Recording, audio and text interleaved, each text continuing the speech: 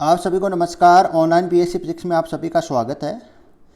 Paper चल रहा है फिजिक्स का और इसमें चैप्टर चल रहा है व्यक्तीकरण। और इसमें क्या चल रहा था, क्वेश्चन है सिद्ध कीजिए कि यंग द्विस्लिट प्रयोग में फ्रिंज चौड़ाई निम्न प्रकार की होती है। ये हमें क्या करना था, सिद्ध करना था। ये हमें क्या करनी थी, सिद्ध करनी थी। तो हमने इस क्वेश्चन को कहाँ तक सोल्व किया है, इस क्वेश्चन को हमने पदांतर निकाल लिया। क्या निकाल लिया, पदांतर। समीकरण नंबर 4 आ गई। फिर आप निकालो समीकरण नंबर ए, नाम दो समपोषी व्यक्तीकरण। समपोषी व्यक्तीकरण, तो देखो समपोषी व्यक्तीकरण, इसमें सबसे पहले समपोषी व्यक्तीकरण क्या होती है। समपोषी व्यक्तीकरण क्या होती है, समपोषी व्यक्तीकरण अधिकतम प्रकाश की अधिकतम तीव्रता का मान प्राप्त हो। जिस बिंदु पर क्या हो, प्रकाश की जो तीव्रता है वो अधिकतम प्राप्त हो, उसको हम क्या कहते हैं, उस बिंदु को क्या बोलते हैं, समपोषी व्यक्तीकरण। और समपोषी व्यक्तीकरण जो फ्रिंज है वो कैसी दिखाई देती है, कैसी प्राप्त होती है, आपको दीप्त फ्रिंज प्राप्त होती है, चमकीली फ्रिंज प्राप्त होती है। तो इसमें लिखो वह व्यक्तीकरण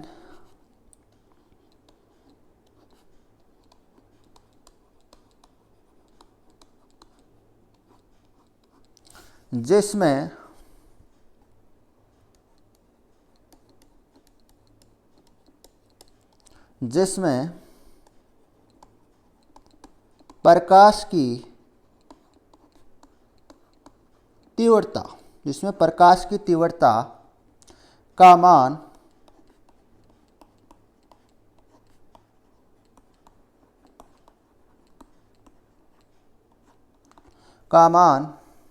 अधिकतम प्राप्त होता है।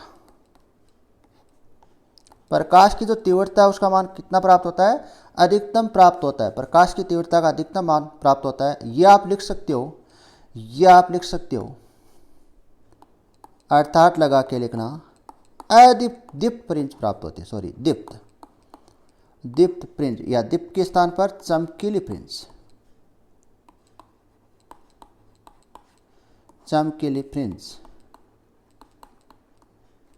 प्राप्त होती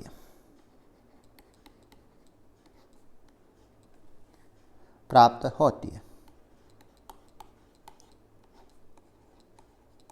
समपोषी व्यक्तीकरण कहलाता है। समपोषी व्यक्तीकरण कहलाता है।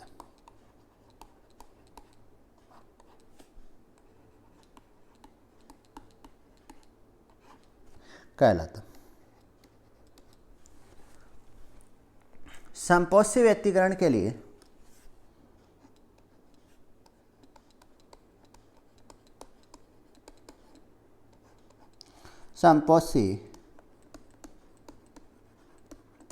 व्यक्तीकरण के लिए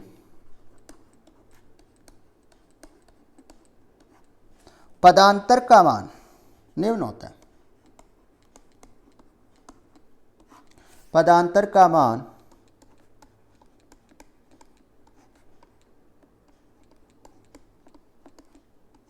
निम्न होता है। तो देखो पदांतर कितना होता है समपोषी व्यक्तीकरण के लिए, आप पढ़ चुके हो कितना होता है। पदांतर को डेल से लिख लें, कितना होता है, डेल एन लेमड़ा होता है। किसके लिए, समपोषी व्यक्तीकरण के लिए। किसके लिए होता है, समपोषी व्यक्तीकरण के लिए।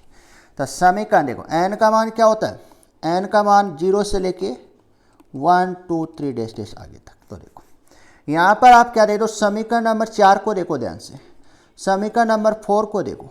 समीकरण नंबर 4 में क्या डेल का मान है, देखो यहाँ पर डेल के स्थान पर मैं क्या रख दूँ, इस डेल के स्थान पर मैं क्या रख दूँ, इसके स्थान पर क्या रख दूँ, एन लेमड़ा रख दूँ। क्या रख दूँ, एन लेमड़ा रख दूँ। तो रख दो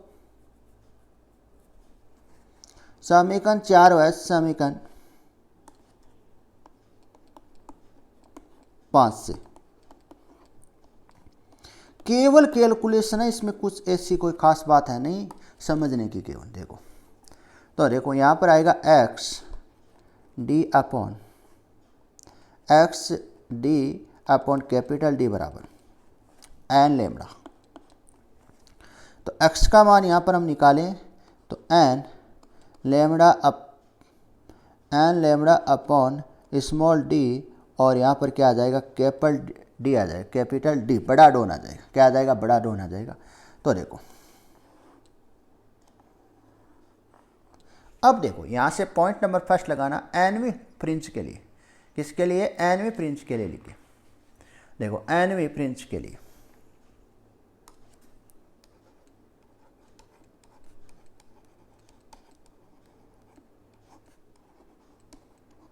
एनवी फ्रिंज के लिए,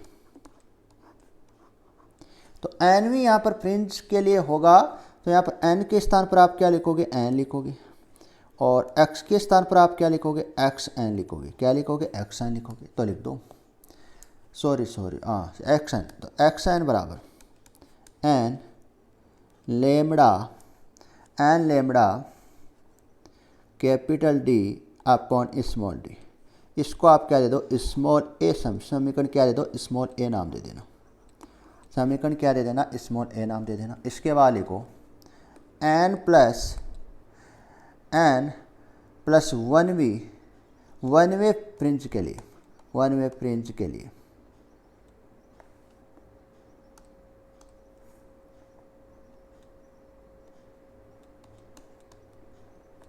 फ्रिंज के लिए एन वे फ्रिंज के लिए लिखो, एन प्लस वन वे फ्रिंज के लिए लिखो। तो यहाँ पर आपको एन के स्थान पर आपको क्या पुट करना है? एन प्लस वन पुट करना है, और एक्स के स्थान पर आपको क्या पुट करना है? X N plus one put करना है। तो करो पुट मान। तो एक्स एन प्लस वन बराबर एन के स्थान पर N plus one lambda capital D, capital मतलब बड़ा डॉन अपॉन छोटा डॉन। यहाँ तक दिक्कत नहीं होनी चाहिए, यहाँ तक आपको किसी प्रकार की दिक्कत नहीं आनी चाहिए। इसको आप समीकरण नंबर क्या नाम दे दो? क्या नाम दे दो?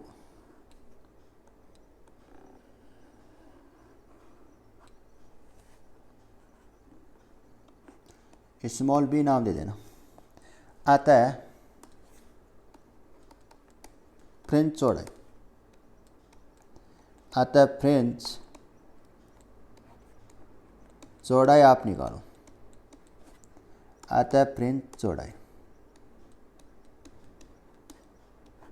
अतः फ्रिंज चौड़ाई। देखो फ्रिंज चौड़ाई बीटा से लिखते हैं, और X N plus one minus X N मान रख दो, दोनों मान रखो यहाँ पर। तो बीटा बराबर क्या आएगा? एक्स एन प्लस वन का मान एन प्लस वन लेमड़ा बड़ा डॉन अपॉन छोटा डॉन माइनस एन लेमड़ा बड़ा डॉन अपॉन छोटा डॉन। तो देखो इसको क्या कर दो? अंदर गुणा कर दो। इसको आप अंदर गुणा करो, तो करो गुणा। बीटा बराबर N lambda D upon capital D upon small D, फिर देखो plus lambda D upon lambda capital D upon small D minus N lambda capital D upon small D. क्या चीज़ कैंसिल हो रही है? सर देखो ये दोनों चीज़ क्या हो रही है? कैंसिल हो रही है। इसके बाद आगे हल करो इसको।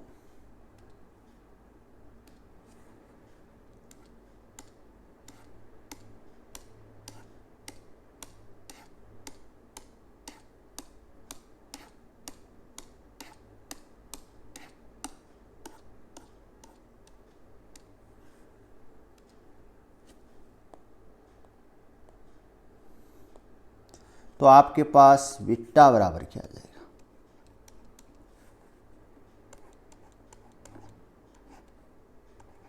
यही हमें सिद्ध करनी थी क्या? देखो यही हमें सिद्ध करनी थी क्या? देखो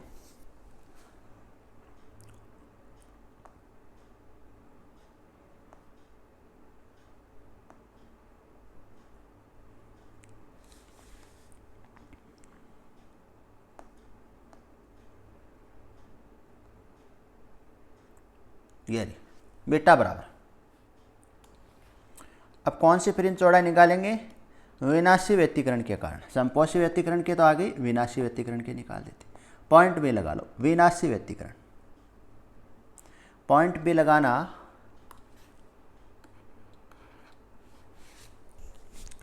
विनाशी व्यतिकरण। तो आप पढ़ चुके हो विनाशी व्यतिकरण क्या होता है, केवल इसमें आपको लिखना है विनाशी व्यतिकरण क्या होता है, केवल आपको लिखना है, मतलब एक ऐसी फ्रिंज प्राप्त होती है जो कैसी होती है, काली होती है, मतलब अदीप फ्रिंज प्राप्त होती है जिसकी प्रकाश की जो तीव्रता क्या होती है, कम होती है। ऐसी फ्रिंज जिसकी प्रकाश की तीव्रता क्या होती है, न्यूनतम होती है, उसको क्या कहते हैं, विनाशी व्यतिकरण कहते हैं। तो इसमें आप लिख लो, वह व्यतिकरण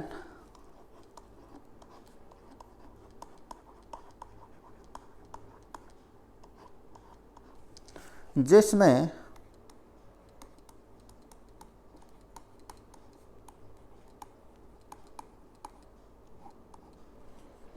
प्रकाश की तीव्रता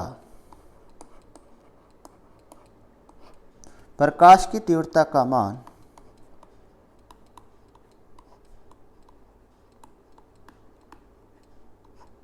न्यूनतम प्राप्त होता है।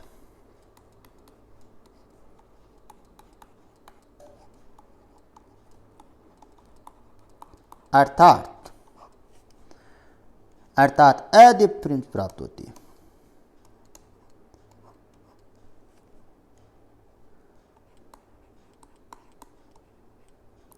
अर्थात अदीप्त फ्रिंज का निर्माण होता है या काली फ्रिंज का निर्माण होता है, वो भी लिख सकते हो आप।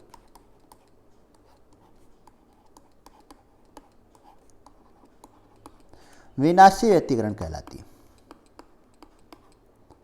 विनाशी व्यतिकरण कहलाती है।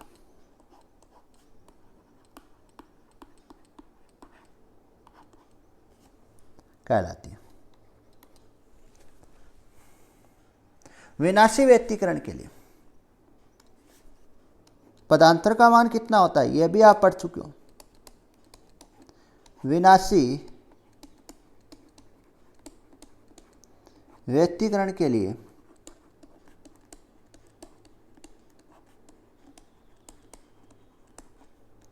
पदांतर का मान कितना होता है, पदांतर का मान कितना होता है, डेल बराबर 2n plus minus 1 lambda upon 2। अब देखो यहाँ पर आपको एक चीज़ लेना है, या तो प्लस लेना है या माइनस लेना, जो मर्जी आपकी वो ले लेना। यहाँ पर या तो आप ले लो प्लस या क्या ले लो माइनस, तो मैं यहाँ पर क्या ले लूँ, प्लस लूँ या माइनस लूँ। ठीक है, माइनस लेने पर तो डेल बराबर 2n माइनस 1 लेमड़ा अपॉन 2। समीकरण नंबर कौन सी आ गई है, समीकरण, इसको क्या नाम दे देना, 6 नाम दे देना, और इसको आप कौन सी समीकरण दे देना, 7 नाम दे देना। तो समीकरण 4 और समीकरण 7 से देखो, समीकरण 4 व समीकरण 7 से, समीकरण 7 से देखो आप, तो यहां से आपको क्या रिजल्ट मिलेगा, देखो x छोटा डॉन अपॉन बड़ा डॉन बराबर 2n माइनस 1 लेमड़ा अपॉन 2। तो x निकालें 2n minus 1 lambda capital D upon 2 small D. यहाँ तक आपको किसी प्रकार की दिक्कत नहीं आनी चाहिए, यहाँ तक आपको किसी प्रकार की दिक्कत नहीं आनी चाहिए। अब मैं यहाँ पर लाइन लिख दूँ एनवी फ्रिंज के लिए, एनवी फ्रिंज के लिए, एनवी फ्रिंज के लिए आप लिखोगे तो x के स्थान पर क्या लिखोगे, xn लिखोगे, और n के स्थान पर आप क्या लिखोगे, n लिखोगे। तो ये मान रख दो आप यहाँ पर। तो xn बराबर 2n माइनस 1 और lambda D upon lambda capital D upon 2 small D. समीकरण नंबर स्मॉल सी नाम दे देना। आगे नेक्स्ट देखो,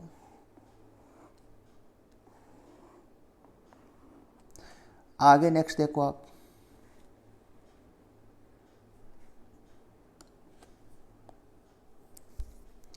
या आप इसको इस प्रकार से दे दो, A1 नाम दे दो, ज़्यादा सही रहेगा। ए तो आ गई, इसको A1 दे दो। इसके बाद आगे लिखो n+1v, n+1v प्रिंस के लिए, तो यहाँ पर x के स्थान पर आपको क्या रखना है, x n+1 रखना है, और n के स्थान पर आपको क्या रखना है, n+1 रखना है। तो रख दो। दिक्कत क्या आ रही है आपको, तो x n+1 बराबर 2x n+1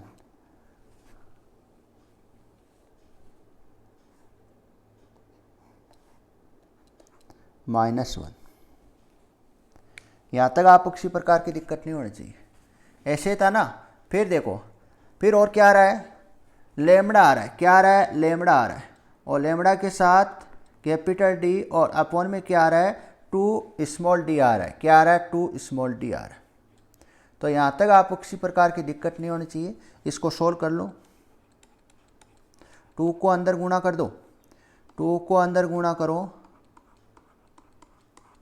तो गुणा करो।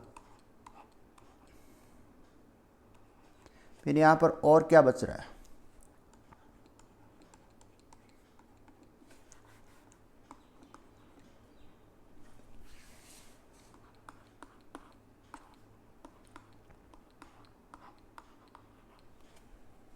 इसको क्या नाम दे देना,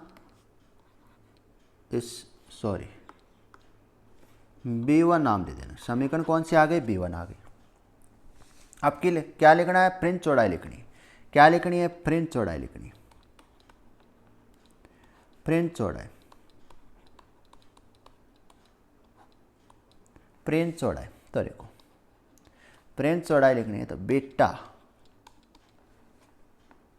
xn+1 -xn, तो बीटा बराबर, मान रखना है, केवल कुछ नहीं करना है, पहले दूसरी क्लास की कैलकुलेशन है। यहाँ से आपको दिक्कत आ रही है ना, तो ये समझ लेना दिक्कत ही दिक्कत है।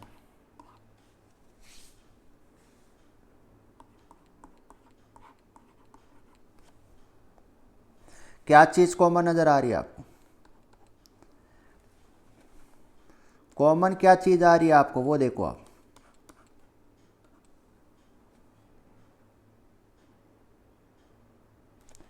एक मिनट रुकना,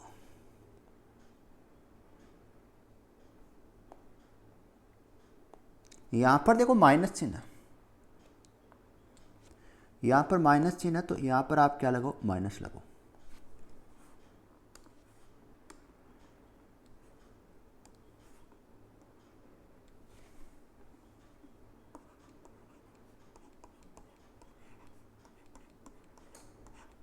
करो हल जरा, ये दोनों कैंसिल,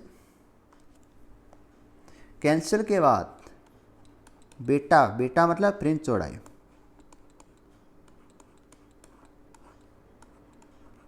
और सर क्या कैंसिल हो रहा है, 2 से 2 कैंसिल हो रहा है।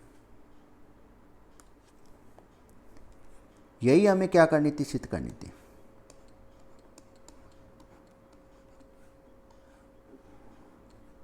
ये तो फिजिक्स का पेपर है, बहुत ही आसान पेपर है। पूरे में से पूरे आने की क्या होती है, पूरी संभावना होती है। तो ये क्वेश्चन था, इस क्वेश्चन को इम्पोर्टेंट लगा लेना, वेरी वेरी इंपॉर्टेंट है।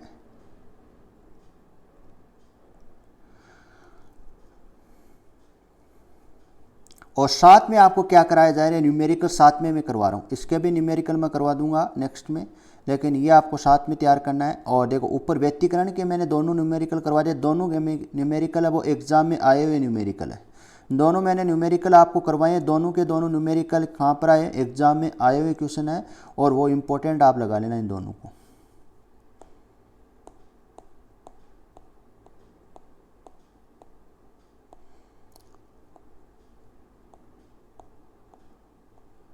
तो पहले हमने किसके लिए सिद्ध किया, समपोषी व्यक्तिकरण के लिए, और फिर हमने किसके लिए सिद्ध किया, विनाशी व्यक्तिकरण। दोनों के लिए आपको एग्जाम में सिद्ध करके आना है।